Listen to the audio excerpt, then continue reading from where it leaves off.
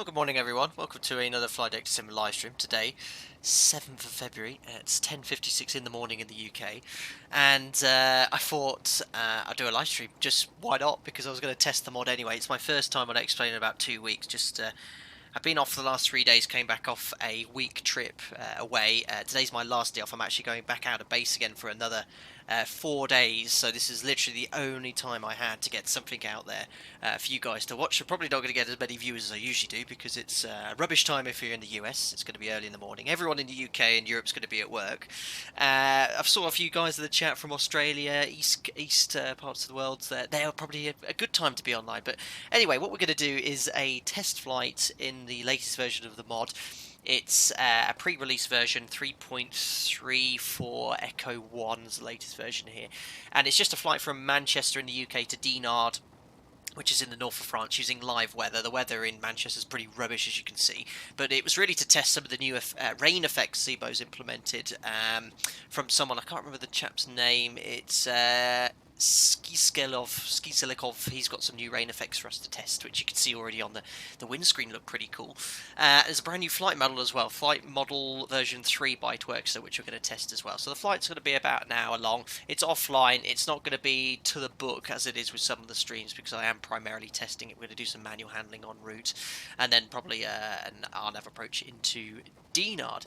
So that's about it. I see some of the usual guys here. I see Timothy Waters. I hope you're well. I think you messaged me or emailed me. I'll get back to you as soon as I can. I see Tim's here as well. Phoebe AU, you're over in Australia. I think Momix 2000 from Sydney too. So it's good to see some familiar faces. I saw someone said, I have too much time off. I wish I had. This is my last day off of three days off, so I'll go back to work tomorrow. Anyway, so we'll jump into the sim. Here we are, cold and dark. You can see externally, here we are. We're in Manchester, stand 54. It's absolutely raining cats and dogs here, which is pretty cool. I was going to do the flight from Stansted, but it's stopped raining there, so we're going to go from Manchester so we can check all the rain effects out. So we'll pop the battery on. As I said, don't take too much off of what I'm doing from checks and stuff because I'm going to be rushing it a little bit because I just need to get airborne. It's primarily testing the new flight model, so I'm going to do everything out of sequence really, just to get it ready for the flight. So I would never do it in this particular order. I'm going to skip the fire test as well. Again, that's something we would never do in reality. Good, so the overhead panel's looking good. We'll start the APU now as well because we want to get the engine started shortly. Steady. We're going to be cruising at flight level 250, and the elevation in Dinard, north of France, is where's the chart? 219 feet. So we can set 200 feet here. Cool. Your number can come on as well. It's going to be from Manchester runway 23 right for departure. So we need to find the runway heading, which is 232. There we go. So yeah, these rain effects look much more realistic than what we ever had before. I want to actually give it a bit of a wipe. Now the real aircraft, the glass has a special film on it, so the water kind of runs off it quite nicely. The same sort of stuff you can get from Halfords. Those in the UK will know what Halfords is. It's like a special film which makes the water rain effect kind of flow quite nicely. So, but that looks really cool initially. But you see the water streaming a little bit more there. I think it's just light rain at the moment here in Manchester. Cool. So runway heading 232. We're just going to go straight up to the cruise altitude. We'll fly a SID, but I'm not going to worry about the stop altitude just yet. We'll go straight up to 250, which is the cruise. Flight director's on. RT over here. Pop the AP on the bus now. Now we can disconnect the GPU. Cool. Right, fuel-wise, so I've got the flight plan actually here. Go. So this is based on 250. The weather's pretty gnarly, so we'll take a bit extra. Let's take an extra 30 minutes on top of that, so that's about 1.2 tons of fuel. So we'll call that 5.7 for the fuel. There we go. And I think we're simulating 120 passengers off this operational flight plan, so we need a zero fuel weight of 54.3 tons. 54.3, so we need about, what's that going to be? Let's try about 12, 54, it's going to be 12.7. 54, that'll do, 54.1, it's about 120 passengers there. Trovator, rain effect still needs some attention. Yeah, it's a little bit a little bit glossy. It should flow quite nicely like it does off a car windscreen, really. It kind of looks like jelly or something that's stuck there, or completely frozen. So if we could get that a bit clearer. I mean, when it wipes, it looks pretty good. I want to see what happens when we accelerate down the runway, see if it flows down the runway. Steve Morris sitting in a hangar looking out the windows, wave when you taxi past. Well, virtually anyway. Fantastic as you're in Manchester at the moment. Cool. Daniel Welsh, which version of X-Plane are you on? I believe 1132 is out now to fix VRAM. I think it's the latest version. I just have X-Plane 11 set to automatically update through Steam, so I'm guessing it's the latest version then. Cool, so I've updated the air app. We've got the latest one now, which is 1902, I think it is. That's effective until the 27th of February. We're in Manchester. And we will select GPS left, route, Dinard, Lima, Foxtrot, Romeo, Delta. This airport I've never flown to before. It's got quite a short runway and it's all RNAV approaches and stuff, so we'll have a look at that on our way. Departure runway. It's going to be 23 right. We'll just select the Monty departure. And then the routing up November 42, and then to Retzi. There's not too much to type in here, guys. Up November 862, and then from up November 862 to Lamat, and from Lamat up November 90 Basic, which is the final waypoint on our flight plan. Now in Dinard there's no stars. You basically get, I should think, a direct routing to one of the RNAV waypoints, or if it's the VOR approach. So we want to fly the RNAV 17 in Dinard, which is this one, and we want to go via the Uriti initial approach fix. So all this stuff I've got off the chart. We'll just join the flight plan from Basic to Uriti. Something like that. Perfect. So, index performance, 0 fuel weight, reserves will be about 2 tons. Jack's here. My partner's just coming in looking for the dog. The dog's currently sat behind me. He's wondering what I'm doing. Cost index is going to be 30. We use 30, which is a decent speed. Flight level 250. Cruise wind is going to be from top of climb 289 at 42. Using live weather, and as I said, in Manchester it's quite gusty, blustery winds here at the moment, so it could be quite interesting on the takeoff roll. -8 for the ISA deviation N1 limits. Temperature it's 4 degrees, so in icing conditions. 22k, takeoff flat 5. Now, everyone that's watched my streams before, I've told you that we don't use the CG function. Now, actually, the airline I work for, we've just started using an electronic load sheet. It's just gone through its trial period. So we do actually now use the CG function. Now, I haven't actually filled in the OPT performance, but basically I will show you. I might do a kind of like a post on Facebook to explain how it works. You use the OPT, tell you where the passengers are. It's very easy. You just basically put the passenger numbers in each section, the cargo, and it automatically gives you a CG. You simply type the CG in, for example, if you put 20, that's not our present CG. And it just gives you the trim, and you simply set that trim. But, I mean, if I look here in the mod, I think you can actually find your MAC chord. Yes, if we type in 24%, that should give us the correct trim. So yeah, feel free to use that. It seems very low, 4.55 units. I don't know, that's usually quite low, but we'll leave it where it is. V2 141 knots. So yeah, it's something that we started using at the airline I work for. Cool. So V2 is now set. We can now do the rest of the panel scan. That's all looking good up there. Pop the APU bleed on. Pop that off. So far so good under this version of the mod. I've not noticed any problems during this setup. The current QNH in Manchester is 1,000 hectopascals. Jeez. There we go. It's always a good gross error check when you set that 1,000 hectopascals to check your altitude there. I've just got a donation coming in from... here we go. Forget the horror here one. Donated $1.99 through Super Chat. Thanks for everything you do, mate. You're more than welcome. Forget the horror here number 1. Thank you very much for that. So that's all set. I'll get I feel like I've forgotten to. What have I forgotten? QNH here. Yes, QNH on the standby altimeter. Cool. So we can turn up the panel lights and let's just set a frequency for departure. Let's go for the Manchester VOR, which I think is part of the Monty 1 Romeo, but I'm not going to... on the proper official streams, that's when I'm going to step through everything and make sure I show you the SIDs and stuff. This is... I just want to do some flying for ZIBO and try out a new flight model. So we've got the 13355 active. That's the Manchester VOR, which you can see... Well, the iris is still aligning. You should still be able to see the VOR's identing here. And I don't think... There we go. So you see the iris has just finished the alignment. Now we've got the Manchester VOR, but that should display prior to alignment, so we'll try and get that updated.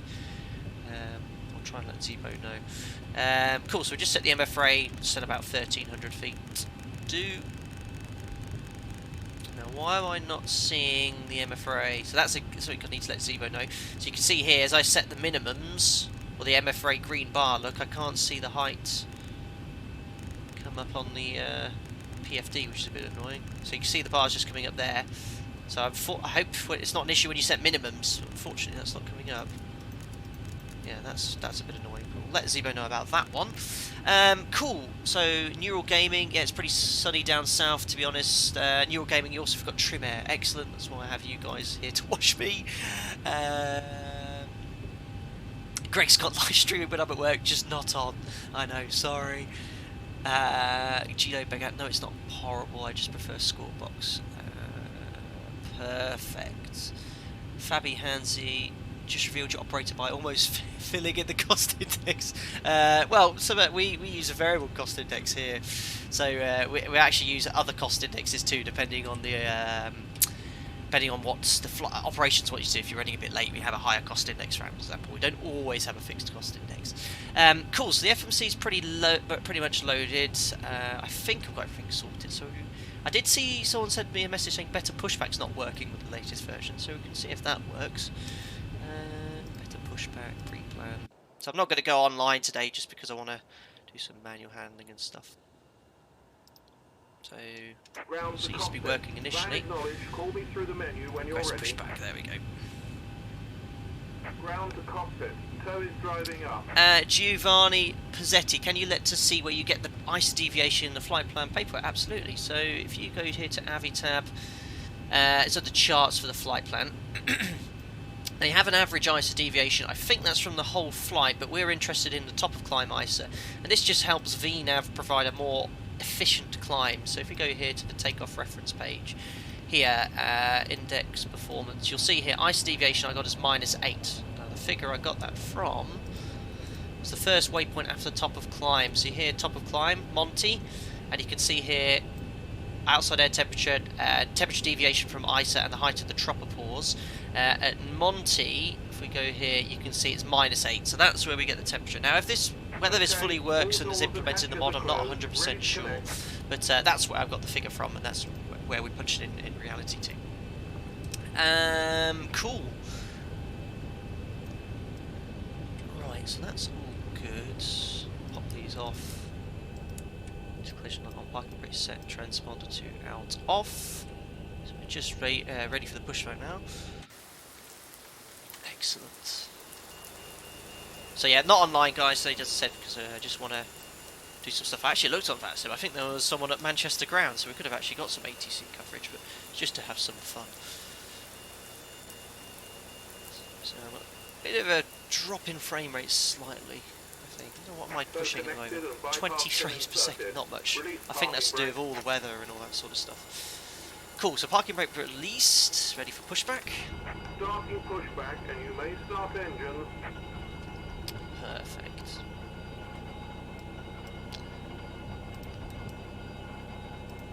So I'm just going to delete this restriction. You'd never do that because it is a stop altitude of 5,000 feet, but we're just going to continue our climb all the way up to flight level 250. Cool. So, let's start engine number 1.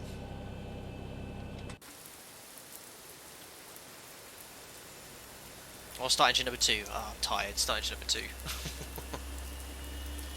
Steelhead player, low audio volumes. I'll put my mic a little bit closer there. Excellent. Oh yeah, I should be monitoring the engine start, because I'm hoping that's been fixed. Or I think it's still accelerating quite quickly. Yeah, that's still a little bit quick for the engine acceleration.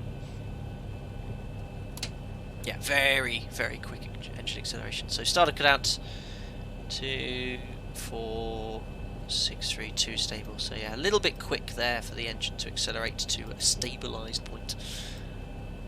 But I'd rather it started altogether. So pushback's working fine, it would seem.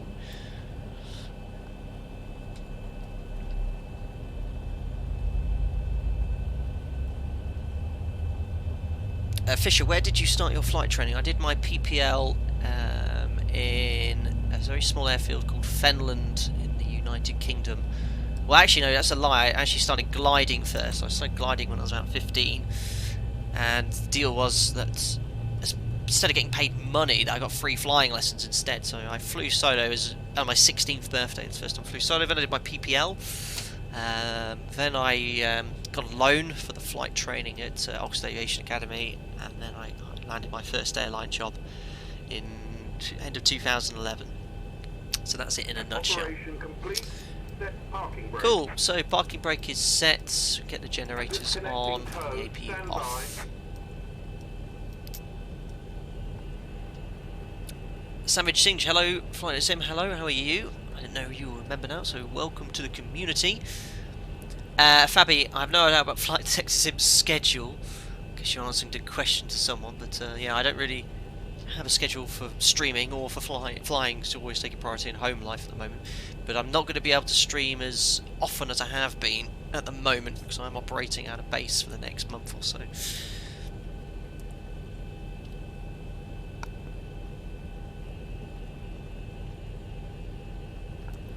Perfect.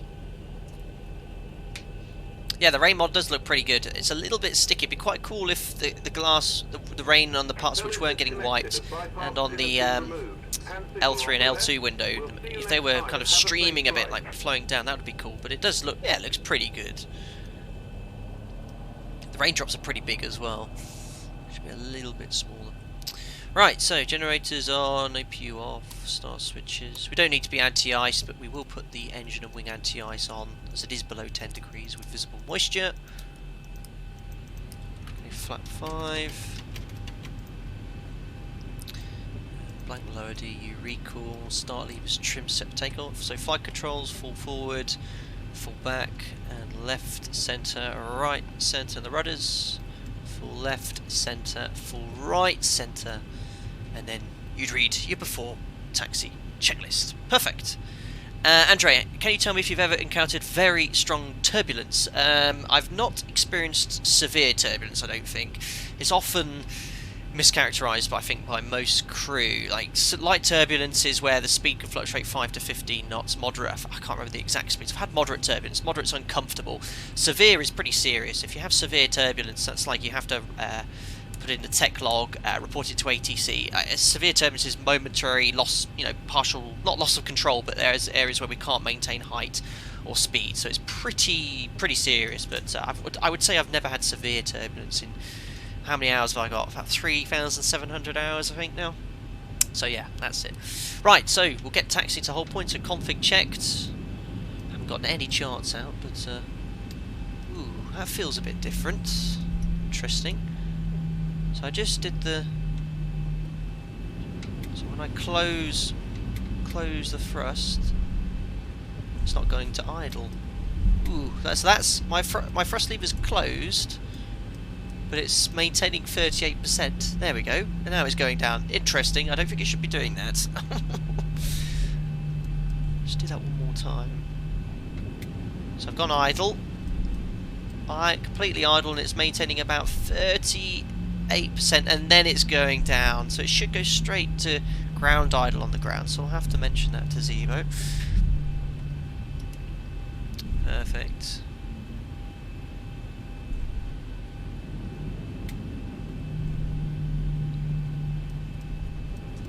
It seems to be okay. So if I advance it to about 30, it feels very different. Like, it feels a bit more realistic now with regards to when you add thrust. There's a bit of a delay, which is cool. Just want to see the N2.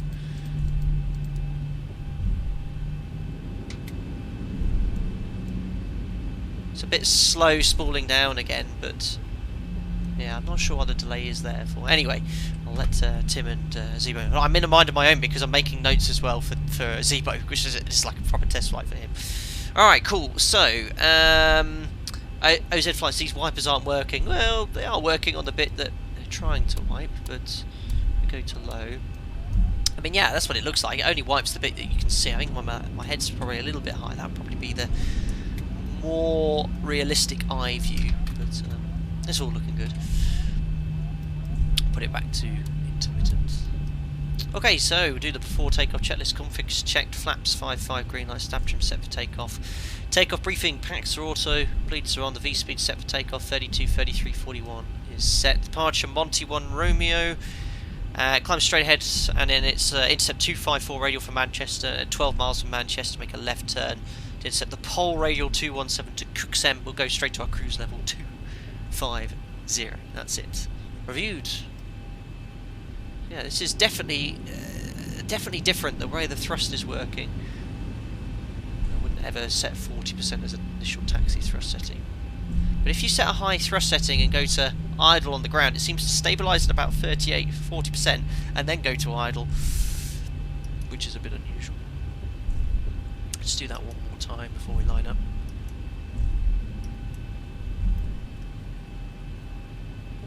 Alright, cool. Oh, it's... Hello, we're going backwards. Seem to have ran out of oomph. Hey, it feels very different. There's been some changes here. It's not rolling very well. What we've got here, about 35%, and I'm not going forward. But I think this could be the Manchester scenery. I've had this problem before. Jeez, look, I've got nothing on the brakes. 37.9, and we're not going forward. Jeebus. I think that could be the Manchester scenery, though. I've had an issue here before. Yeah, 50%. We'd be doing 30 knots by now. Jesus. Why is that not going forward? I've had this. I put this down to Manchester scenery because I remember this happening before here. But at 50%, and we're doing 2 knots. My feet are not on the brakes as well. Really weird. They're on the brakes now. Interesting. Well, we'll do some taxiing in Dinard anyway, see if that's the problem there. Right, just before we get going, I'll try and answer some questions. Sim737 Tasmania, question on the go-around, please. What determines the M1 target setting for the go-around? Well, this comes from the FMC database, so you can look at a table in FCOM 1, it varies every day. There's 2 go-around thrust modes. You've got reduced go-around thrust and full go-around thrust. If you push toga once, it's a reduced go-around thrust. The figure's going to be around 90%. It's a thrust setting to maintain 1 to 2,000 feet per minute. If you push toga again, that's full N1 go-around thrust. It's around 98. Again, the figure will vary based on external conditions. You can check the table in FCOM 1. Or the figure's automatically generated in the FMC, so it varies ever so slightly there.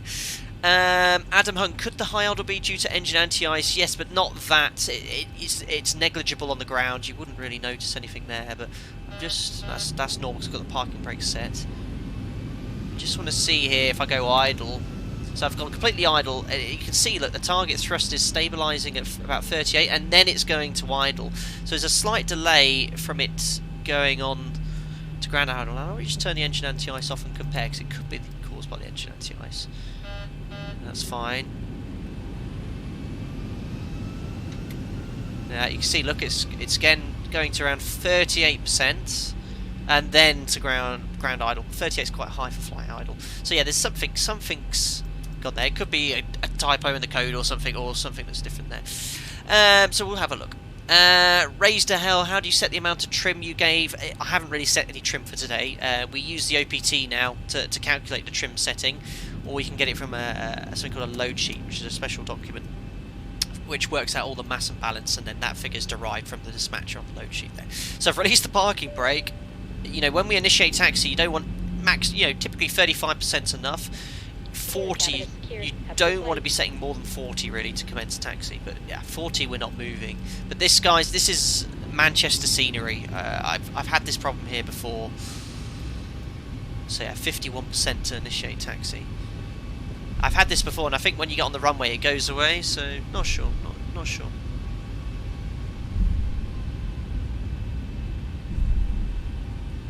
Now you can see, look, it's really going. Oh, jeez. So we're clear of the sticky tarmac, it would seem. Oh, that's really weird. Now it's like, it's sticky again. I've got, yeah, this is weird. But this is not the mod. This is Manchester, so I need to send a message to the UK 2000 guy. Ah, jeez, come on. Yeah, if you look at, I think the last stream we did in Manchester, we had the same problem. So look, I'm not going to touch it. You watch. Look, we're doing 4 knots, and then all of a sudden it will accelerate very quickly. There you go. It's now beginning to accelerate because it's gone off the sticky taxiway. 2, 3, right. So thankfully we don't have that problem on the runway. Otherwise we'd probably never take off. So yeah, now it's fine. Look, it's moving quite nicely. So if you want to line up with minimum lineup allowance, you want to kind of start that turn when your shoulder's on the centre line, and then you can go full right on the tiller or full left, and then just alter the amount of input to roll out onto the centre line. You need a little bit more there. Cool. On runway 2, 3, right. Run out of oomph again.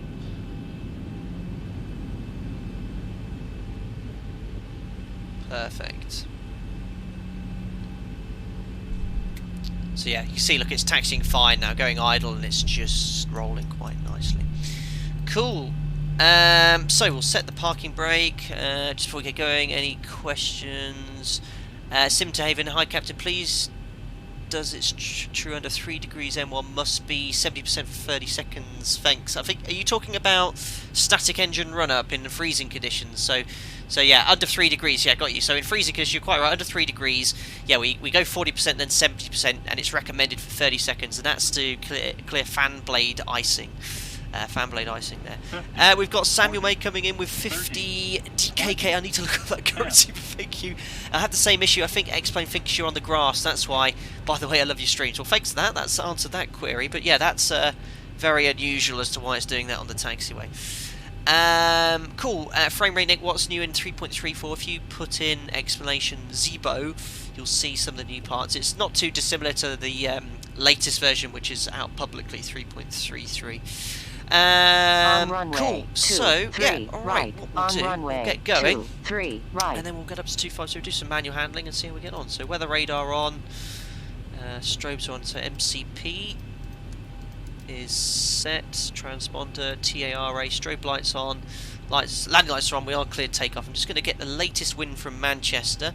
It is currently 260 at 14 knots, so a slight crosswind coming in from the right there. But I'll talk you through what I'm doing with the controls throughout the takeoff roll. Mika, I'm using 2K textures.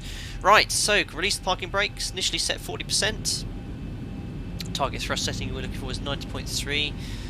That looks like it's stabilised. Push toga, set takeoff thrust. Good.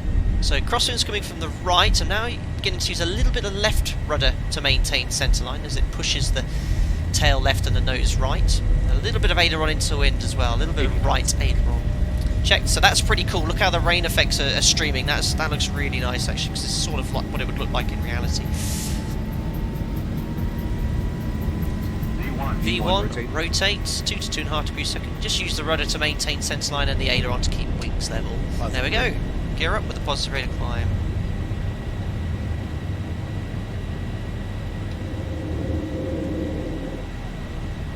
LNAV, I don't have a radio altimeter. Where's that gone? I should have a radio altimeter here. Interesting, I thought I'd turn that on because I had problems with that before. Wouldn't recommend doing this usually.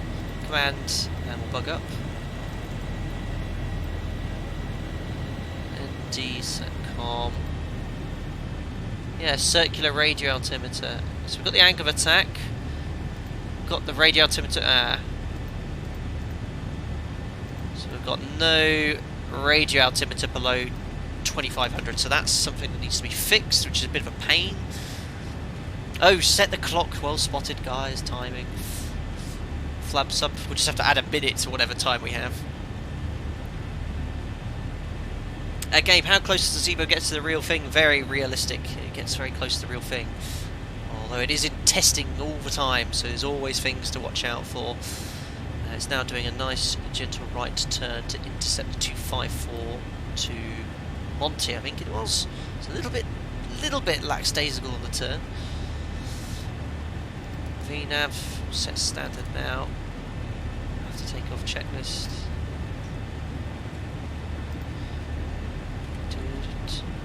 So air conditioning and pressurisation, want the engine anti-ice on. Diffs increasing. That's all set. We can release the cabin crew to. We have to take off checklist complete. So we're taking a little bit of a lazy turn, I should say, at the moment. Yeah, we've lost the radio altimeter for some reason. Radio altimeter and engine thrust. Seems to be very smooth in pitch, which is good. I just want to get the chart, see how we're monitoring that. So airport. Where's the SID? Departure, Monty, 1 Romeo. Alright, so we're now intercepting the 254 radial until we're 15 miles from Manchester.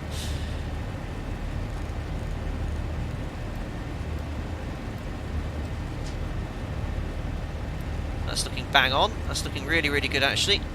So bang on the radial. It's actually, maybe I'm being a bit too critical. The turn is actually quite nice. Just want to have a look. Ooh, that's not so nice. Is that meant to be icing? I'm not sure. We're losing my frames here. So I just want to. Yeah, actually that was pretty smart actually. It did this thing quite nicely. So we're bang on the 254 radial now, and then when we're 15 miles from the Manchester VR, I'll make a left turn to intercept the 219 radial from Pole Hill, which is 112.1, which we can back on. That's the active frequency in a second. Perfect.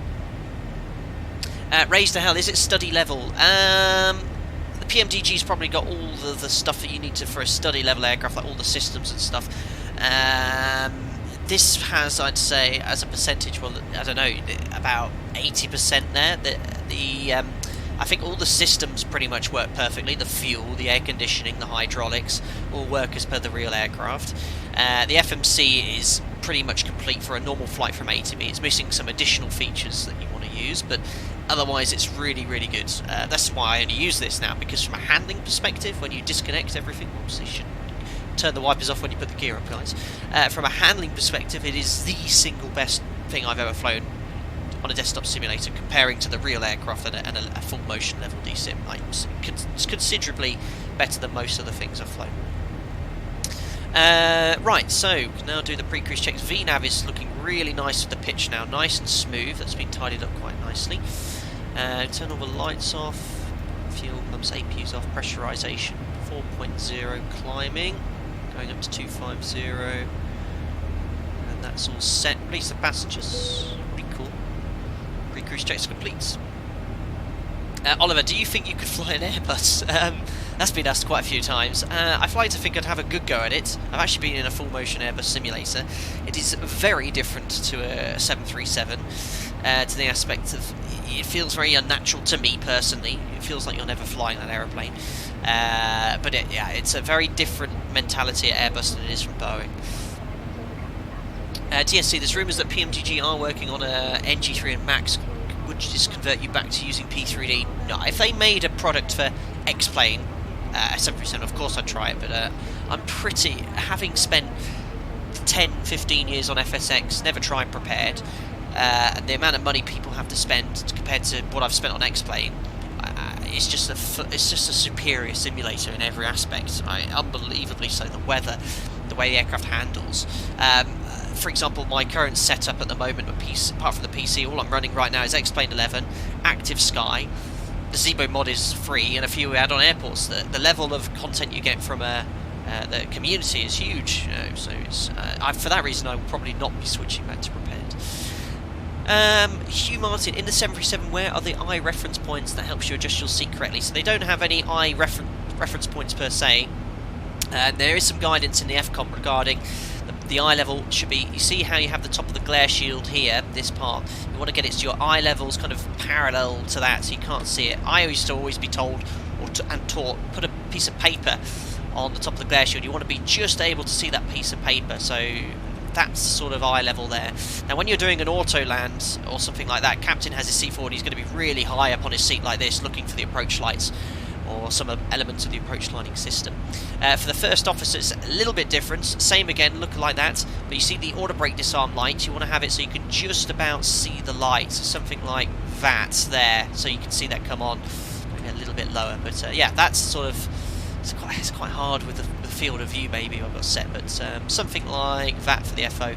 I've got it set for what I'm comfortable with in the simulator here, which is about where I'd have it, maybe a tad higher in reality, something like that, but that's where I have it in the sim. Cool.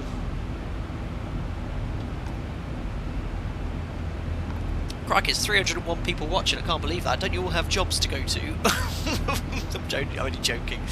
I'm used to being at home at this sort of time because we work silly hours usually. We'll either get up at 4 in the morning or go to bed at 1 o'clock at night. It's one of the two. Flight Day Sim, have you loaded your flight plan into Active Sky? This should help with the weather reload. No, I haven't, and actually someone did message me to suggest that with regards to, I think it's a little bit more stable with the weather planning, but yeah, I haven't, but I will consider that. Well, I will do it that next time if it does stabilise the weather there.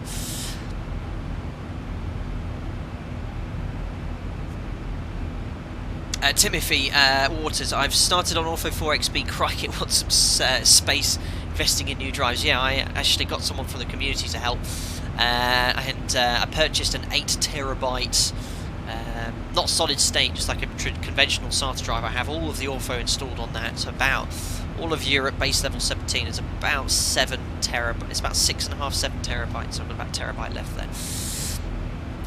I love this. Krypton, it's lunchtime. And I have to start flying a bigger plane with that many people. Douglas, this is my job, love it. Tommy Wade, waiting for my type rating April, so no job yet. Well, good luck with your type rating. You never know, you might see me.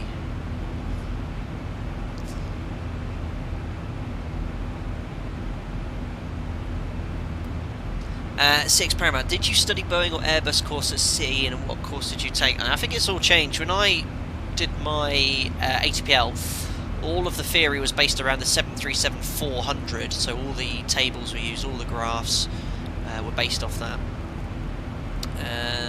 So yeah, I've heard it's changed now. You can look at Airbus or Boeing, but I'm unfamiliar with that. Self-sound, imagine the cost of an 8TB solid state drive. I did actually look it. Well, I didn't think you can get one as big without spending £1,000, but I got, yeah, a conventional drive. It cost me about 160, 170 quid for 8TB. Cameron, the perks of being self-employed. Streams while supporting my new website. Cool. Tristan, how do you get the assumed temperature reduction from the Boeing OPT, or before that we used something called an RTOW chart, which is tells you what your maximum weight you can lift based on the assumed temperature you choose. Tommy Wade, thanks. Type rating in East Midlands, can't wait. Well, good luck. That's all I'm going to say.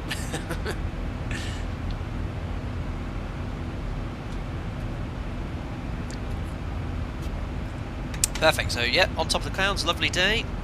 Turn the engine anti-ice off. So we get to 250, we're going to do some manual handling. Just going to do some inputs on the controls, see how she feels, do some climbs and descents. Petroni, how do you get the latest weather in real life? Is there any data link control unit in the 737s? No, we don't have ACARS or data link or CDCLP. I can't remember what the acronym is now. But no, we just have to listen old school, get the ATIS or ask ATC. But I think in the future we are going to get data link of some sort. Jamie Lar, I should be revising for my final 6 ATPL exams next week. This could count as revision. Right, don't go off any of my guidance. Pretty much forgotten everything. But you forget, you remember the important things. I mean, I said, what do you say about Brexit? That is not to be discussed here on this channel. It's a bit of a mess, that's all I'm going to say. CPDLC, thanks James, thank you. But I know very little about it, CPDLC, because we don't have it fitted. Perfect. So the climb looks pretty good performance-wise. Where are we geographically? We've got Coventry here. We've got, not sure what this is. We've got some weather on the weather radar. But I'm take that with a pinch of salt, seeing that visually I can't see anything. Cool.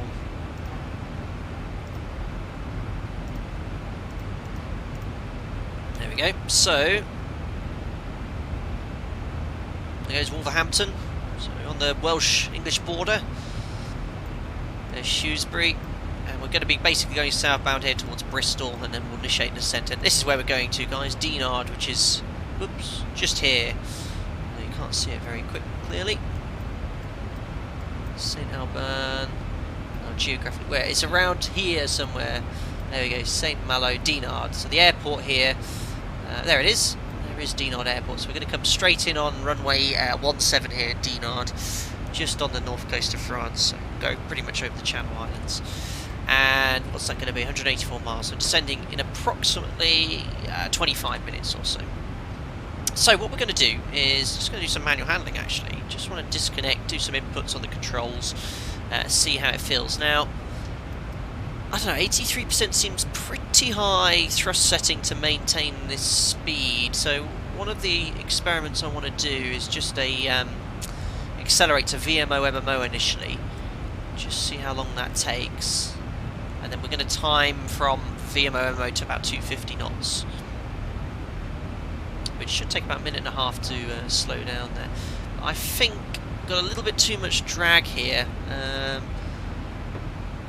think we've got a little bit too much drag. I mean, I'm 250, got full cruise thrust set, and she's only just accelerating. So it'd be interesting if you go to your higher cruise level to see how the performance is. Maybe I'm feeling like we're a little bit lack of performance.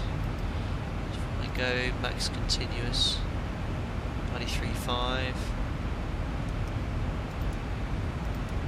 That's more like it. I mean, I think it's more down to the fact the target thrust is pretty low, but yeah, seems to be accelerating okay. Carl Ramazan, favourite aircraft except the 737. I really like Spitfire. I know that's a very cliche. Everyone likes the Spitfire something, but it is a beautiful aircraft.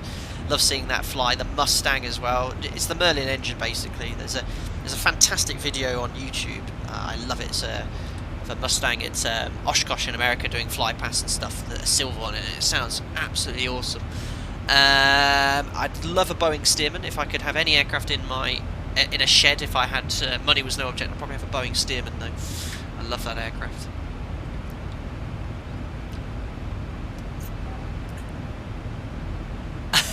Stefan, I used to listen to the cricket through the ADF whilst on my cross country. You can actually. The ADF, I think it's in the same frequency band as AM frequency on the radio, so you can use the ADF and listen in to his radio frequencies. Not that I've ever done that.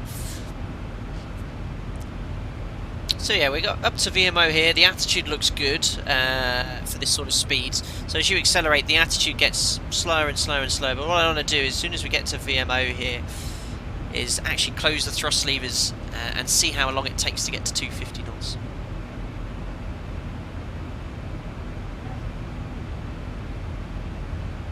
Perfect, so that'll do.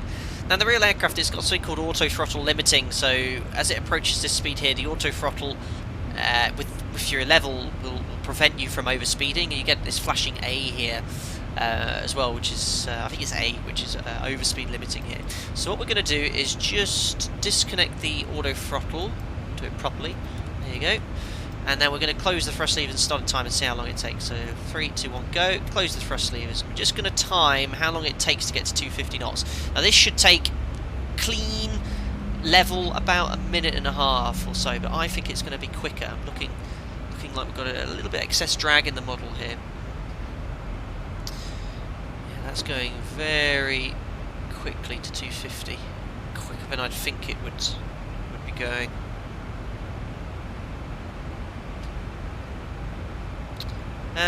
Wonder where the wind was. Yeah, I don't know. The forecast wind up here, I mean, it's definitely all on. It could be that I need to play with the weather settings here. Where do we get it from the charts? Tab. No, chart, nearly at 250 knots as well. Yeah, it should be here, 289 at 40, and it's still, so we should definitely have some wind. I'll have a look at my my settings in active sky. That's probably something I've done there. Well, actually, the drag model's probably not too far off. A little bit quicker than I thought it would be. So there's about 250 knots. We can start adding thrust now. Stop the timer. So yeah, I'd expect it to be about a minute 25, minute 30. It's very good, but maybe a little bit more draggy than I'd anticipate. Cool, so we're going to do some manual handling at 250 knots now anyway. Right, so we'll get the autopilot auto throttle disconnected. Turn off the flight director. Now, what we're going to do is demonstrate sort of the exercise of doing the sim when it's manual handling. It's kind of UPRT stuff. So if I make a full input like this, it feels very, very good. Now, I'm making full left, full right. Now, if you do this in the Level D sim, I've never done it in reality, obviously. It feels very, very good. This is like very realistic as well. Like pitch down, pitch up, pitch down. I can just feel, just from the Level D sim, the inputs I'm making on my joystick are pretty much the same as what I do use in real life there. So we get back to 250. Target attitude at around 250 knots. It's going to be about 2.5 degrees. And we're just going to do a steep turn as well.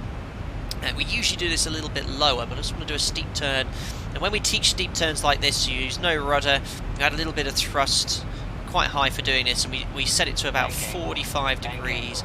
There we go. So you'd never do a steep turn like this in reality, but we do this during training to kind of improve your instrument scan, see how you're looking. So primarily I'm looking at my target attitude. Now, because I'm a little bit higher than the height we'd usually do this, we'd want to be at around 10,000 feet when we do this. Your target attitude is usually around 2.5, 5 degrees or so. And you just keep scanning. You look at the IVSI, which is really useful for making sure you're doing the right speed and stuff. So I'm pitching up already to actually increase the rank angle slightly. Just bugging 250 as well. There we go. So I need to steepen that turn back to 45 degrees. There we go. So it's very hard to do this. Try not to trim as well during this manoeuvre, because when you roll out, it means it will be very out of trim. So, this is honestly more tricky in here than the real aircraft. That's only because I'm familiar with what the real aircraft is. I think most people to jump in and ask to do this, they'd probably struggle. Now I'd expect to use a little less thrust as well. I know we're at 250, but I'm going to use quite a bit of thrust there. Right, let's get it back down stable at 250. So target attitude are around 3 degrees, seems to be holding 250 quite nicely. Cool. So yeah, the inputs again, I'm making a comparative to the real aircraft on the joystick, so from a handling perspective it feels pretty good. As I said, I think it feels a bit more draggy, this flight model. We'll see in descents with VNAV how it is, if it's slowing down there and stuff. Perfect. I'll get back to some of your questions. We'll roll out onto our track as well. So yeah, that feels good. Steep turn feels good. Just the thrust setting I'm using is a little higher than I'd anticipate with this manoeuvre here. So we'll roll out. We'll just start reducing the thrust to maintain 250. Perfect. Now, if you ever complete a manoeuvre in reality, you want to make sure you do this in the right order. You always start with turning the flight directors on.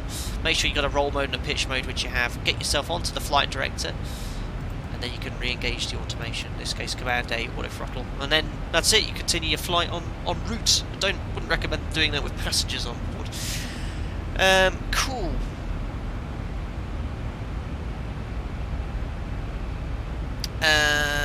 Peter, what are these clouds? They look kind of like strata C clouds here. Now, they are painting on the weather radar. I mean, this would be kind of, you want to keep clear of this. It's like red blobs here with weather around. It's usually signs of a bit of cells and storm activity, so you want to give yourself kind of like a 20-mile margin. I'm confident that's not painting correctly there. These sort of sharp, jagged edges are more kind of rain clouds here, but these red blobs, where they're blobbed like that, that's kind of like cells, like thunderstorms and stuff. So yeah, we would keep clear, but I'm confident to go quite close to that.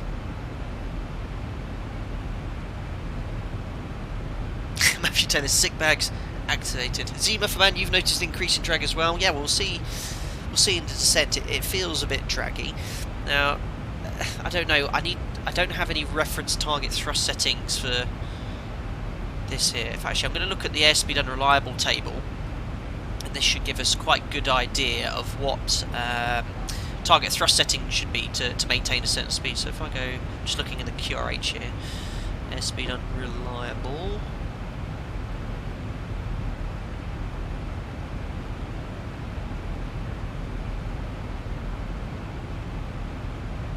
Perfect. So the airspeed unreliable is a table that we can look at to work out if we lose the airspeed information, what target attitude and thrust setting you need to fly to maintain a set speed with no speed information. And they are incredibly accurate. So I can see here we can interpolate at 250 in the cruise to maintain 280 knots. We should have about 80%. So if we just set this to 280 knots, we can see how it is. So to maintain 280 knots at 250 at a gross weight of, it's not gross weight, 58 tons, let's call it 60 tons, we should be 2 degrees, 79% N1. So when we get there, we'll check it. We need to be 2 degrees, 79% N1, and they're very accurate. They should be within a couple of percent and around 1 degree altitude. So we'll compare the correct airspeed target attitude for 280. We should be doing 2 degrees, 79% N1. So we can see how that is.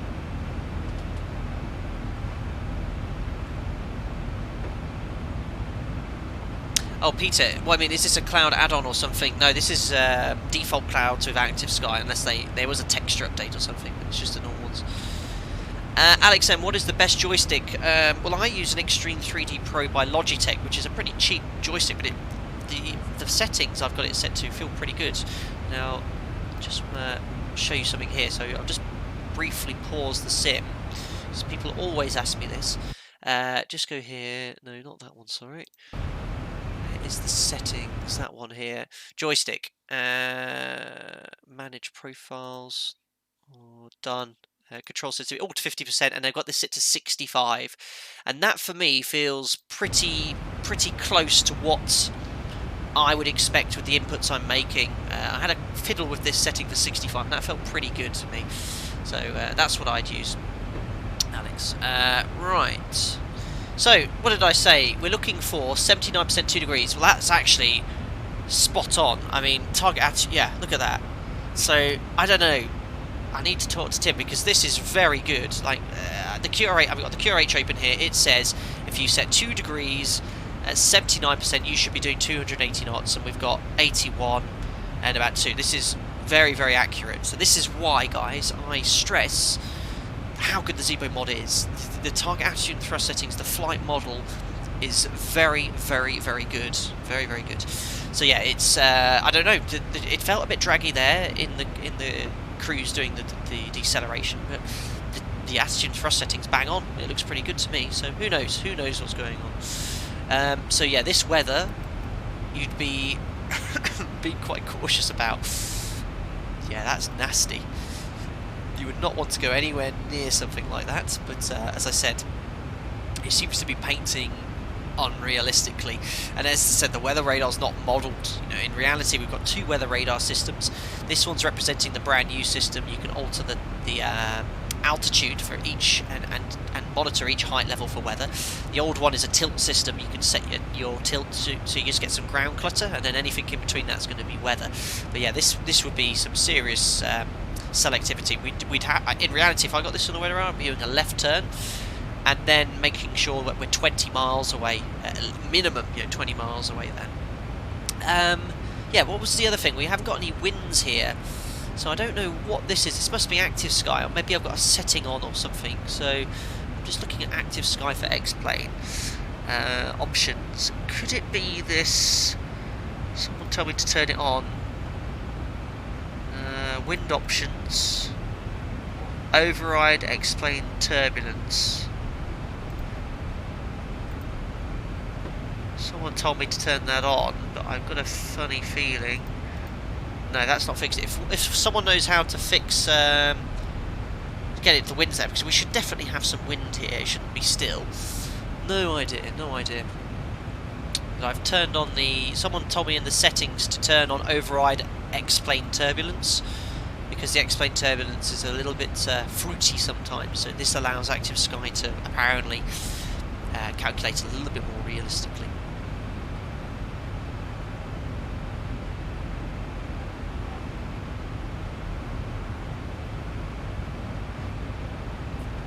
Cool. So, as you turn down the, oh, do you, or do you? No, that's just the, oh, you can't actually turn. So you see that in reality, there's two knobs here. The inner knob here is to turn down the intensity of the return on the terrain or weather radar. So that's what you'd use there. Why is the speed window open? That's because I was playing around earlier. I forgot to close it and go back to VNAV speed. DSC, is disable winds aloft ticked? No, it's off. Disable winds aloft is unticked. Default value false, so who knows?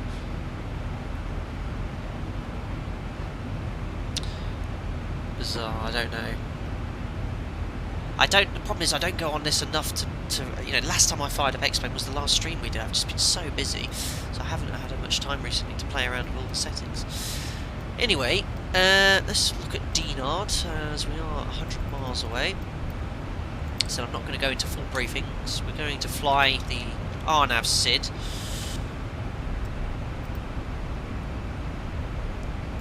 There's no arrival into Dinard, so this is what we're going to do. We're going to fly the RNAV SID via Uriti. So we're going to come in via Uriti, turn eastbound and then southbound onto the approach there. So we'll just set the final approach course, which is 171.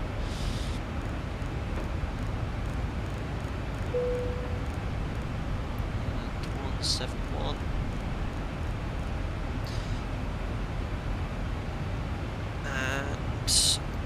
Minimums will fly with LNAV VNAV minimums. So category C is 933 feet. Now let's see if we can actually set this. Oh, a bit of lightning there, lovely. Could be a bit of storm. So this is a glitch, unfortunately. We can't set the minimums at the moment, so that's a bit of a ball ache. Gonna have to do that manually. Reset, no, not coming up at all on the minimums here. Configure, customize.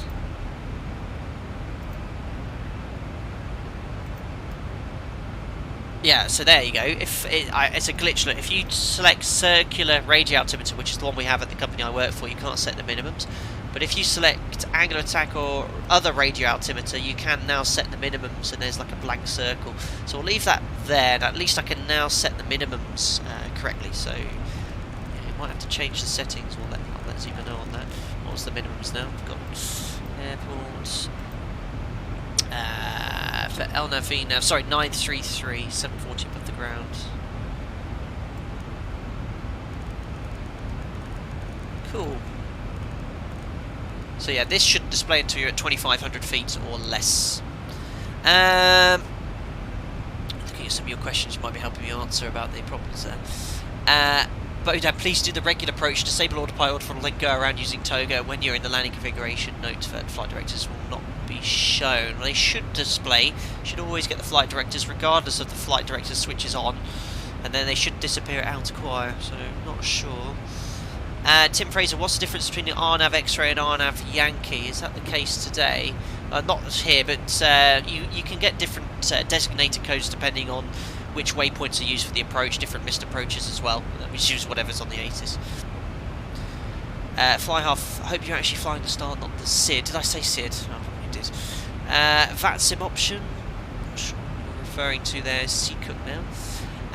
DSC, one last question. When manually flying on approach with the autopilot auto throttle off, if you need to go around, would you manually advance the thrust levers to the required power? No, you'd still push Toga, but yes, you would have to, with the auto throttle disconnected, manually set the thrust. And what we get pilot flying to do is just, if you just extend your arm, then put both hands on the control column, and the call we use at the company is go around flap 15 and then set go around thrust, and you get then the pilot monitoring to fine tune the go around thrust setting for you. But yeah, you have to manually do that too. Peter Cooler, do we add 40 feet for RNAV? Now, if you're using LNAV VNAV minima, it's categorized as a precision approach because you've got the vertical guidance, so you don't need to add the 40 feet here, so it will be 933. If you use just LNAV minima, you do need to add the 40 feet because it's classed as a non-precision approach there. So that's the difference there. Does the Beta have weather radar? It does, but it's, as I said, it seems to paint it regardless of your altitude. Now, I did see some lightning and stuff down there, but we're well above it here. Clouds look really nice. These are default clouds, I think. They look really nice, bubbly cumulus. Cool. So what else do we need to set for an RNAV? That's it. I've done the final approach check. Missed approach we brief. You then do an additional briefing, flying an on-precision approach, or an RNAV approach, explaining what mode to use. We can use LNAV, VNAV, and all that sort of stuff. We step through that so religiously, making sure we're happy with all of it. But it's a nice, easy, follow the magenta line approach. Cool. So we'll step through it, make sure we're happy. Run RD708. Looking good to me. And all these speed limits for the missed approach. So in the event of a missed approach, you want to leave it at flat 5 to ensure that you don't go over 185 knots. Put the fixings in. And I think it's Cav OK. Put 4 miles. And what's the current QNH in Dinard? Is pretty windy. 240 at 14. We're okay. Showers of rain around the area. Towering cumulus, lovely. QNH is 1015. So we've still got we don't have the forecast winds at all, so I've no idea why I'm not getting that, because I've got live weather on. We definitely had wind for takeoff, so I have no idea. If I go to active sky, weather control, live weather is active, map. Wind. I mean, it's showing wind on the charts and everything, so I have no idea. I have no idea why it's not giving me any wind at the cruise level. Cool. Hirota, are you allowed to follow the ILS glide slope on visual approach? Now, technically, you could, but if they say the ILS is unserviceable and you do get glide slope information, you must not follow that because it could be inaccurate there. But a visual approach, you know, we don't use the ILS, we use the FMC to build something, and then we can use LNAV and VNAV. ZIBO MOD, make sure in active sky your preset in the settings should be set to Realism Mode, and in X-Plane you're getting weather from the .metar file. Whatever that means. I've definitely got Realism Mode on. Options, Realism Mode. I'm going to press yes again then. Enable Realism Mode or upgrade your settings. Active Sky must be restarted for the effects to take place. So I'm going to actually restart Active Sky. So I've shut it off in the background, which is why the weather's all gone. Active Sky. Okay, that's now reloading, see what happens. I don't know if you can hear that in the background. So that's now reconnected, so maybe we'll get a weather jump. Meanwhile, for the landing it'll be flap 40, water break 3. Here's the weather coming in, and looks like I've reset all my settings to default active sky, but it still looks like the wind's not coming up in here.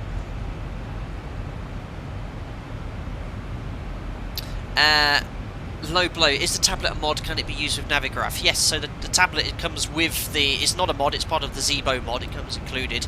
And if you've got a Navigraph subscription, you need to download the Avitab plugin, and then that links your Navigraph subscription up here. So I've got plugins, Avitab, toggle tablet,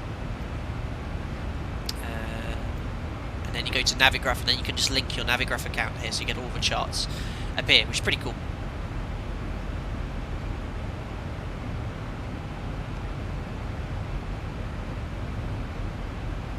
Eplom, is it normal to have roughly £4,000 of fuel on landing? That's quite low. I don't work in this American pound system, but what's £4,000 going to be? It's about 2.2 pounds a kilo, isn't it? So that's quite low. We typically land with, you know, if we don't take extra, around 2.5–3 tons or so. Now, I think I might be burning a bit more fuel. I mean, I know we did a steep turn, but Skesso Airport. I just want to check what fuel we should have at Skesso. Now, I took extra fuel. It's the fuel burn I'm interested in. Where am I doing? What am I doing? Avitab airports, no. Avitab charts. Next page. Skesso. Now we should have 2.1 tons of fuel burnt. We've already burnt 2.7. I think we're burning more fuel. I know we did a 360-degree steep turn, I wouldn't have expected to have used that much extra fuel. Not sure. Anyway, Marcelo coming in with a $5 donation. On the X-Plane configs, what are your response curves for the Logitech Joystick? Is there a way to reduce the sensitivity of your streams? Thank you very much for the tip and donation. On the X-Plane configs, what are your response curves for the Logitech Joystick? I have absolutely no idea what that means. I literally just plug this in and set the sensitivity and stability to 50 and 65% respectively. So I have no idea. If you send me a PM, tell me where to look and I'll gladly tell you. But I'm afraid I don't know what that is off the top of my head. If you post a message, show me how I'll do that. So yeah, weird. I need to find out offline if one of you drops me a PM regarding why I'm not getting the wins or not, so I can try. We'll have a look at that. Cool. Anyway, approaching the south coast of the UK, and we've got some nice cloud visual effects there. Everyone on the back's looking very, very happy, a bit frozen, but very glad to be going to the French coast for their holiday. FS Flight Productions, what would you say is your favourite feature of the 737 over other narrow-body airlines in the same category? The fact that when you disconnect everything and hand fly this aeroplane, you are actually flying it. In the Airbus, you don't. It's all synthetic through a fly-by-wire system. This is a proper stick and rudder aeroplane, so that's why I say it's hands above the rest. You know? And if it goes bad, things go wrong, you can fully take control of the aircraft and fly it. Just pretty nice.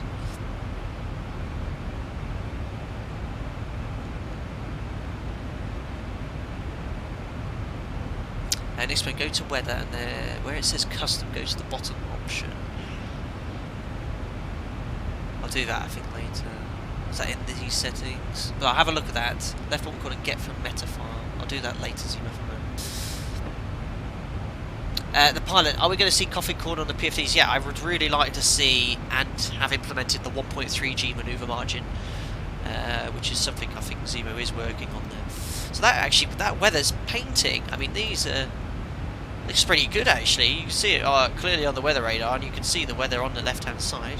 I mean, this is kind of towering cumulus cloud. I mean, the tops you can see, we're at 250. That's about us. You wouldn't want to fly through that, but yeah, it looks like the weather radar is displaying some sort of weather. I'd probably give it a little bit more margin though. I probably want to be around here for this close.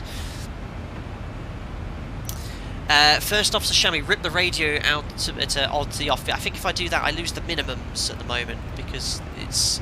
Well, I can do that. And hopefully, the minimum should stay, I guess. So if I go to home, customize displays and variants. Yeah, if I go circular radio altimeter, it gets rid of your minimums annoyingly. Now, I'll imagine. I think it's still there. We'll see. I'll take it off because it is annoying having that there. Hopefully, we'll get the rad out call. Otherwise, we'll just look for it visually. It should be set there. What was it? 900 and whatever feet. Can't remember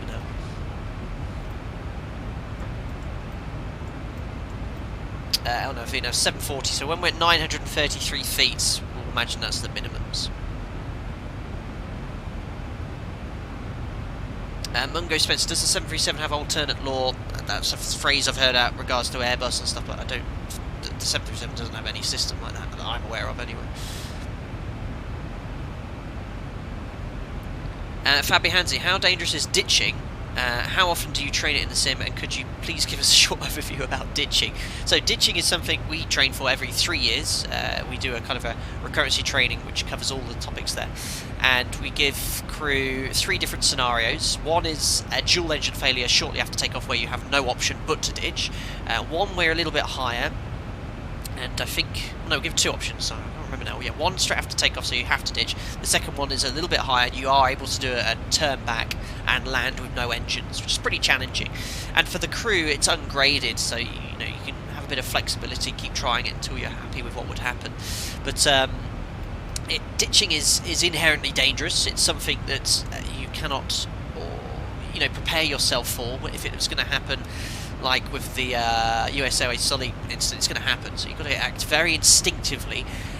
You try and get the APU on to at least get some electrical power, so you can at least have some idea of where you are. But if you know, the aircraft still flies with no engines quite well.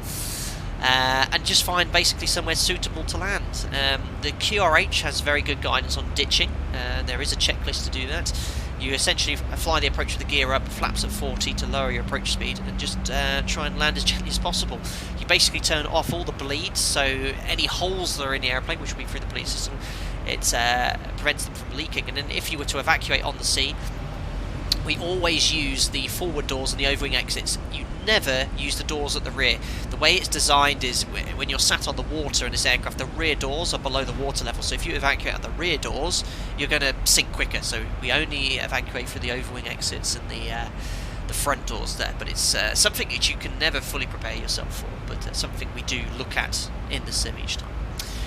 Alright, so no wind here. We're descending on VNAV, and the fact that we're slowing down would suggest we're maybe a little bit draggier than forecast, but it could be to do with the VNAV descent profile. I have no idea where my winds are gone. Unbelievable. First off to Shami, is that circle thing that goes down after 2,500? Yeah, it does, but it should only appear when you are below 2,500 feet. It shouldn't be a blank circle like that above there, right?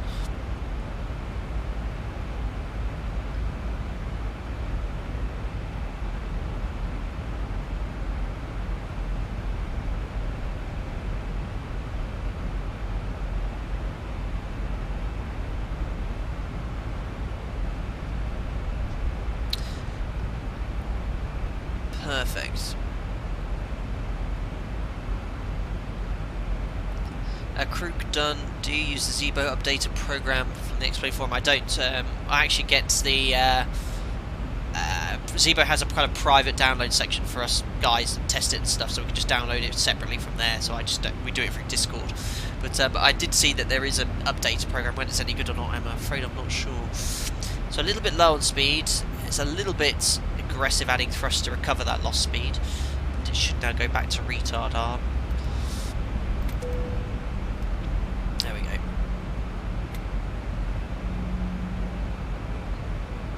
Perfect. So what have we got here? We're going to be touching at 12:26, so another 20 minutes to our landing. What I'm going to do is give myself a little cheeky shortcut, which is probably what ATC would give you in reality. So we're just going to route direct to Iruti, execute. That's going to put us high on profile. We'll fix that out in a second. Who's just sent in a donation here? DC Slowblow, who donated £2. Thank you very much. Directly for streamers. Thanks, great channel. Thank you very much. Glad you enjoy the content. And thank you very much for the tip. So, we just routed direct to Iruti, which is the initial approach fix if you're coming in from the west. To be maximum 230 knots at 3,000 feet, so that's all there in the FMC. And you can see VNAV's put us high, that's normal because we have given ourselves a shortcut. And you can see the aircraft's accelerating, so that's all behaving correctly. Don't be surprised with high rates of descent in this. I had a lot of messages recently saying, what's a normal rate of descent in descent? Well, there is no normal rate of descent there. We use whatever mode we have to get back on profile, so VNAV's accelerating at the moment, giving us about 4,500 feet per minute to recapture it, which is normal, and you wouldn't really notice that in the cabin. You know, it's only, what are we now, 2 degrees nose down? You wouldn't really notice that. But we are going a bit fast, and I don't want the aircraft to accelerate anymore, so I'm going to go level change. We're just going to bug 310 knots.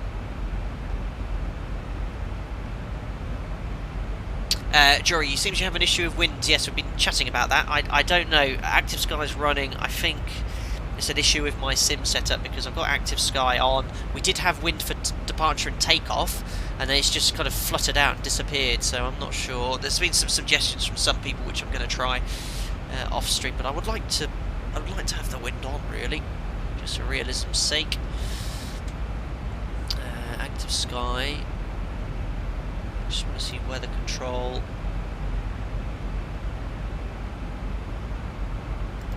Weather mode's live. It's all live here. Conditions, LFRD. So I'm going to put the Dinard weather in. It says that Dinard in Active Sky. It's 240 at 14 knots, so we should get wind at some point. Oh. The station includes complete surface weather conditions. If you fly into this area without having a flight plan, the METAR will be as follows. So I'm guessing it will update as we get closer. Not sure. We'll need to slow down here. So vertical speed, just just going to set about 200 because we need to slow right down. So I see I went vertical speed 50. It shouldn't start climbing. Should be a little bit smoother there. That's just to ensure that we're not doing more than 250 knots below 100. Good. We seem to have caught up with our profile quite nicely. Engine anti-ice on. Yeah, 4 degrees.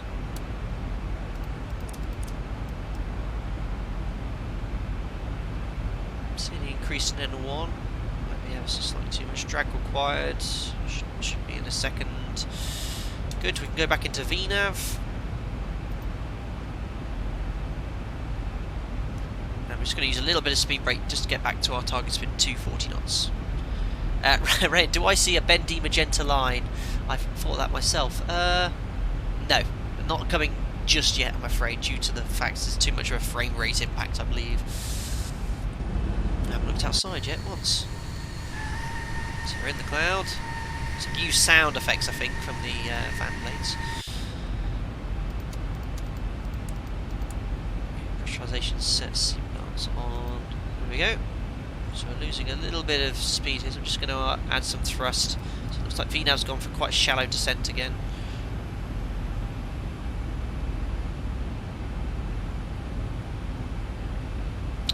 Virtual Airbus Pilot, does the weather radar work? It's a very basic function, so it is looking at the weather in active sky, and it is painting it, so it does seem to be working a little bit. Airplane mode is 3.34 alpha download yet. No, I don't think it is publicly.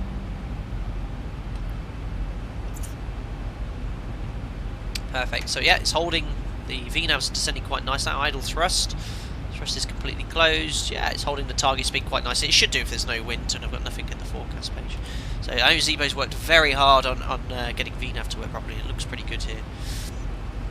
So back into the cloud. You can hear the rain already. So you wouldn't hear the rain unless it's very, very heavy. If it's very heavy, you can hear the rain hitting the windscreen. 1,000 to go. Checked. So we'll descend to the next altitude on the chart, which is 3,000 feet.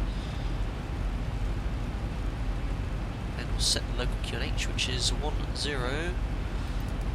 What was it? 1004. Can't remember now. Very important when you're flying and approaching VNav that you set the correct QNH, otherwise it won't work. So QNH is 1015 still.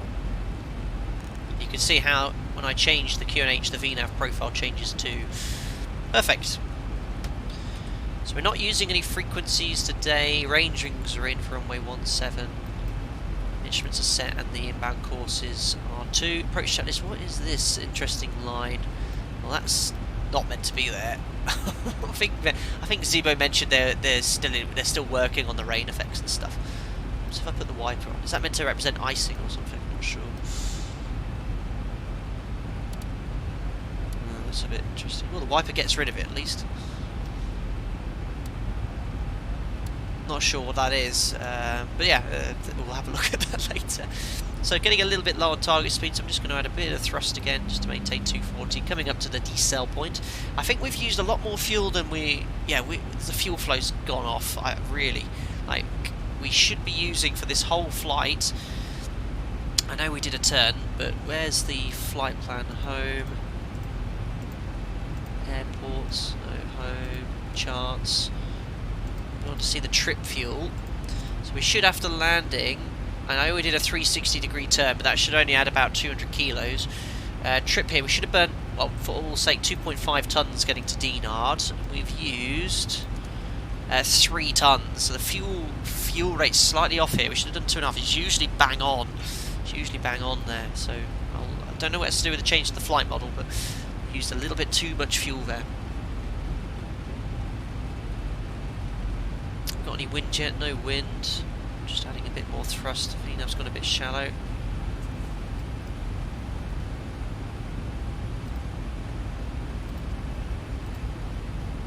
Perfect. So we'll just turn the glide slope off. That again, that's not a feature of the real aircraft. Just gets rid of the ILS indications for me.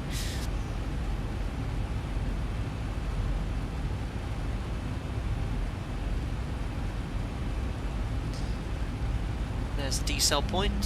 So the aircraft should now decelerate to 230 knots. There it is, target speed now 230. Getting this weird feature again as well. Not sure what this is. Is this meant to represent? I think it's meant to represent icing. I'm not sure. Actually, have I got any icing externally? No icing on the wings. Lovely. Bit of cloud surfing. What is this that's forming? It's like something from the Terminator forming on the window. Unbelievable. Alright, so we're going to select flap 1 now. So we're on base leg, start slowing down, open the speed window, and we can bug the flap 1 speed. Now, we've got some wind now finally appearing, but I think that's because I'm approaching Dinard coming up there, but I'm not sure why. It's only just arrived here. Let's go flap 2. Just gives us that little bit of extra drag, so I'm going to be doing about 180 knots by the time I turn final.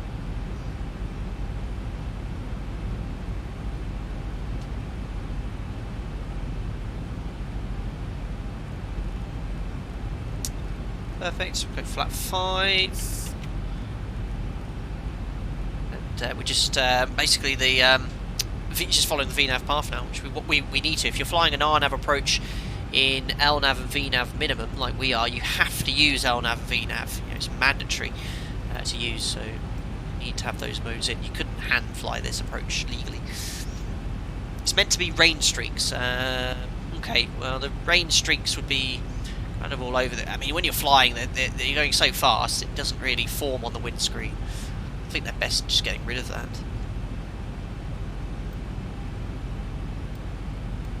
I mean, you get a bit of rain streaks, but not so much like that. Kind of gets rid of it a bit realistically, but anyway, I see what it's trying to do. Right, looking good, turning final. Speed's good, it's on profile. Next point's the approaching descent, which is going to be 2 miles before Romeo Delta 708, and we'll set our 1,000 feet, which will get the aircraft to go down. Looks like all the clouds are gone, which I think, to be fair, it is Cav OK, or very high overcast clouds at Dinard at the moment. And we can turn the engine anti-ice off as well. Quite a change in N1, I think, with the engine anti-ice. More than I'd expect. Studio 21, hey Flight Sim, can you tell us when the fuel crossfeed valve is used in real life? Love the content. Sure, well, you use it to balance the fuel, so in this case here you can see there's a 20 kilo difference between the fuel. We wouldn't worry about that, but what you do is to move, you use it not to move fuel, but to allow fuel from one tank to feed an engine from the other side, so you can't move fuel from one tank to the other. And we use it, you know, for the event of an engine failure, to use both fuel from both tanks, but yeah, to balance the fuel, essentially that's what we're trying to do. Alright, so it looks like the wind's finally updated. We're now nearing the approaching descent point, so we can set 1,000 feet. The VNAV path speed window is open. It's a very shallow rate of descent here, 700 feet per minute. Expect it to be a little bit steeper with idle thrust set. Low KWTF1, how do you decide what approach to use? Is it specified for your flight, or do the pilots decide? So yeah, your operational flight plan in reality will show you the expected approach and runway in use. You can always change. When you get closer, you can pick up the ATIS or ask ATIS what the runway in use is. You can even be in the descent and they change it on you, so it can be annoying there. We've got Greg Scott coming in with a £2.99 donation. Thank you very much. Always enjoy the videos. Have a latte when you land. Thank you very much. The coffee contributions are always very generous. Appreciate it, thank you. So that's the final approach fix, 3,000 feet, and all looking good. That's the donation coming in. And target rate of descent, you can see it's actually quite steep, 3.5 degrees. Is that being programmed? Can't see, because you should have here the glide path angle, which is matching at 3.5. Not sure. 2,500. So terrain is noted, still a little bit of rain, so we'll put the wipers back on to put it on intermittent for now. It looks like we're ever so slightly offset, or maybe we're okay. So yeah, this is just default scenery, nothing special here I'm afraid in Dinard. CCM, typical English weather, hello from Melbourne, or French and English, but yes, it is very much like this time of the year.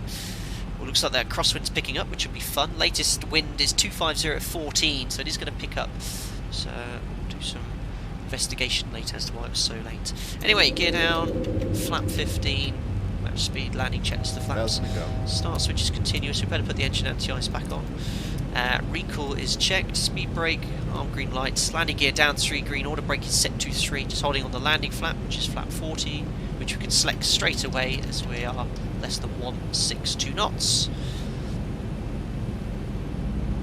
So flaps we have set, 40 required, 40 selected, and the green lights are on, clear to land, checklist complete, just need to set the missed approach altitude, which I think is 3,000 feet. Guessing. Yeah, 3,000 feet set. That's it. So a little bit off the centre line, but Pappies look good. Should be a little bit more accurate with that. And we do have the minimums bar there, so we're going to disconnect now anyway and fly the rest of the approach. Actually, I'm going to move my rudder pedals for the crosswinds. There we go. Right. Let's see how we get on today then. So autopilot, auto throttle off. I'm going to ditch the flight directors because they're not going to give me the guidance I want to get towards the runway. Pop them back Approaching on. 17. So looking at the Pappies, 3 reds, continue at minimums. Looks like 2 reds, 2 whites. Stopped raining just in time. Crosswinds from the right 10 knots, so it's just keeping the runway in the same point in the windscreen with the crosswind, that's the key. A little bit left of centre line here. Stable at 500 above the ground. 400. No terminal buildings here. 300. 3 wide, so just a very small correction at this late stage of the approach. 200. That's all looking good now. A little bit high rate of descent there. 100. Okay, looking at the end of the runway now. 50, 40, 30. Check, 1, close, a 10. little bit of left rudder to maintain centre line. Oh, floating slightly there and keep the wings level as well. There we go. Speed brake up versus aileron into wind. Nice. We'll make the first exit hopefully. 80 knots. Ah, yeah, the braking performance is good. 60 knots. Water brake feels really good. We just go to idle reverse, and I'm unfamiliar with Dinard. I don't even know if I can take this first left here. Probably not, because it's going on the grass. But we'll do a 180-degree turn on the runway, which again, I'm not sure if that's permitted in Dinard. Familiar dongle. Well, reputable European airline. Perfect, and then we'll make the left turn on the runway. No, you want to be doing more than 10 knots for this. Perfect. And then we can just do the turn here. So it looks like we've got no terminal building here at all. We'll take the we'll vacate on the cross runway there. That was an interesting approach and landing, pretty firm. The inputs it's spot on though. Like what I was doing was what sort of inputs I'd make too with the On slight runway crosswind there. 35. Cool. So yeah, it looks like that issue was unique to Manchester with taxiing. So it's sort of taxiing at the correct speed and stuff now. Speed brakes up.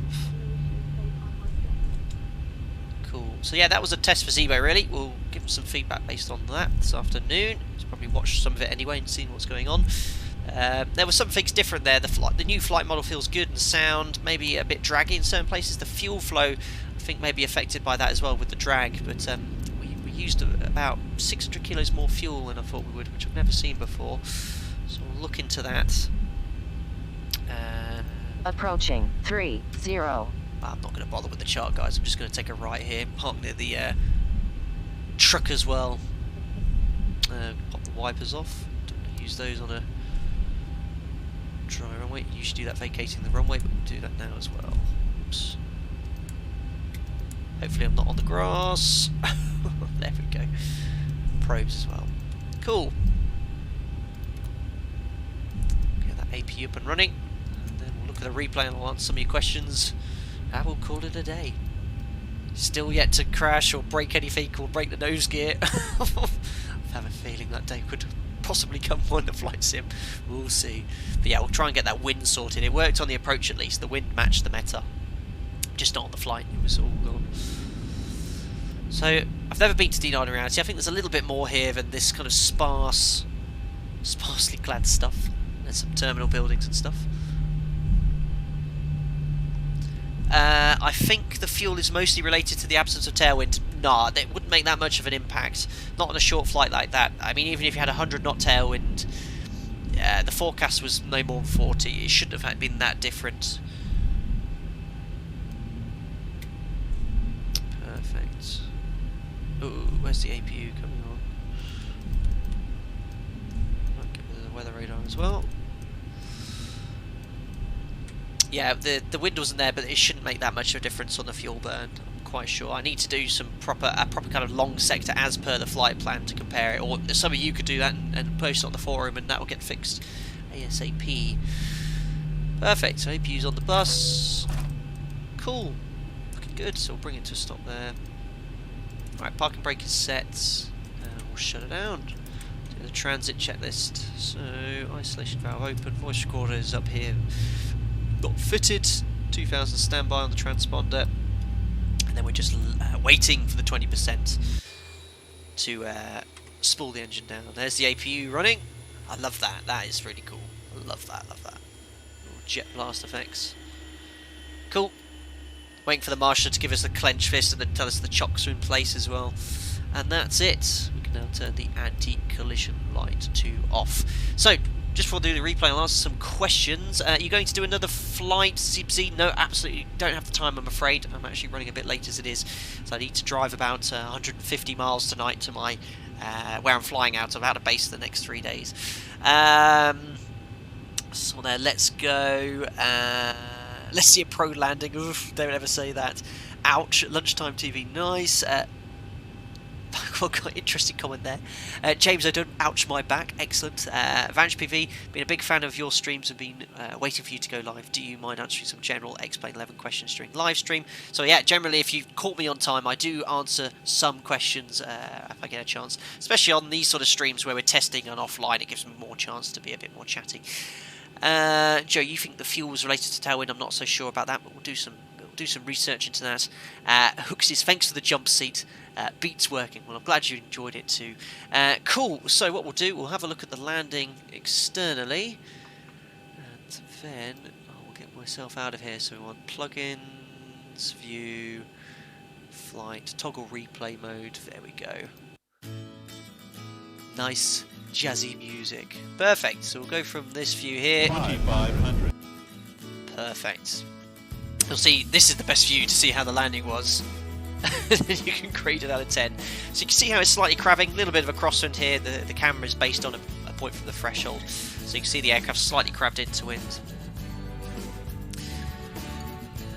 Ignore that, I think that's just to do with the replay. There's a little bit of moisture and smoke coming from the tyres. There we go. So a little bit of left rudder to decrab. There's a little bit high there, a little bit high to decrab, and then just keeping the wings up. This mod is smashing for this. It really handles nicely. So you can see the wheels grip, and then you just have to use the rudder to maintain set slides. And that looks pretty good as well. Cool. So we'll get you back into a internal view, and I'll sign you out from there. So first, I'd like to say thanks to everyone that tipped to donate today. That is most certainly not required. It's just something that people do from time to time offer, and I really appreciate that. I try and invest that back into the sim. It gets me a few coffees at work as well, so thanks for that. Also, if you subscribe too, thank you very much for the support. Great to see some familiar faces at this unusual time as well. I should recommend you go back to work before you get caught. Next stream wise, maybe next week. I cannot again guarantee that. I've only got a few days off between where I'm flying, as I am out of base at the moment for the next month or so. But I'll keep you posted on the relative forums. For those who are members, I'll keep you posted more frequently of a blog I'm doing as well, and we'll get something sorted on Discord soon, so you can answer more personal questions. Anyway, thanks guys, and I hope to all see you again very soon. Take care.